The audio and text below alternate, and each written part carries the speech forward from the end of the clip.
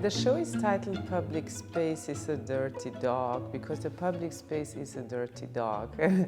And it means, actually it's a German way of saying something is a dog. The dog is in something, that it means it's difficult, it's precarious, it's tricky, it's kind of, complicated, the situation.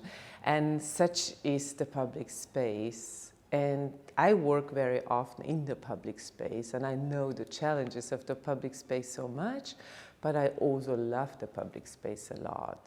So for this show, which is not in a public space, but it's a very private, domestic environment, I want to bring this aspect of the public space also in it. Almost all of the works are newly produced for the show. I was really excited to show in this extraordinary gallery space, which so much character in it already. What I like about the public space is actually the same, that I'm not in the white cube. I have so much, that is surrounding me, that is influencing me, and it is kind of a love-hate relationship.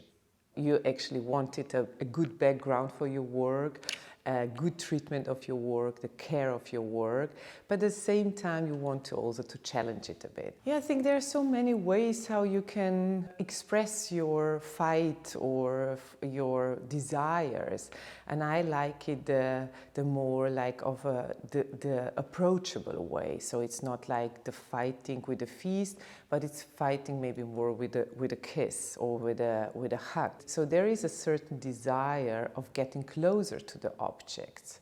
And even though the objects are sometimes very monumental because they're huge, they're high, they're heavy, I don't like them to look heavy. They are heavy because they fight for visibility, for occupying a space, but I prefer them to not look heavy. The hands speak for our bodies as well, right? You see very quickly the age of a person when you look at their hands.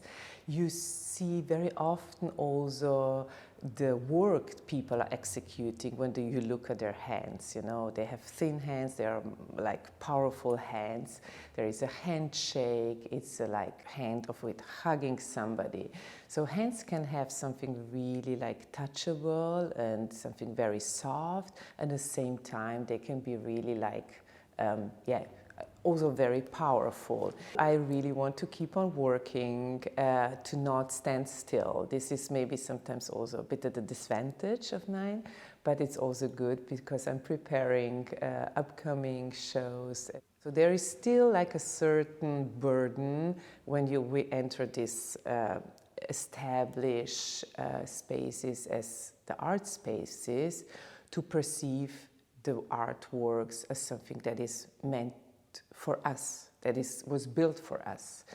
And what I like, especially this show, being in an old apartment, is this imagination of living with art, being with art, sharing our lives and desires and our morning hours when we brush our teeth with a piece of art. Walking through smaller installations, smaller pieces and bigger ones, it is challenging, but it is also very inspiring. That's something I want to keep.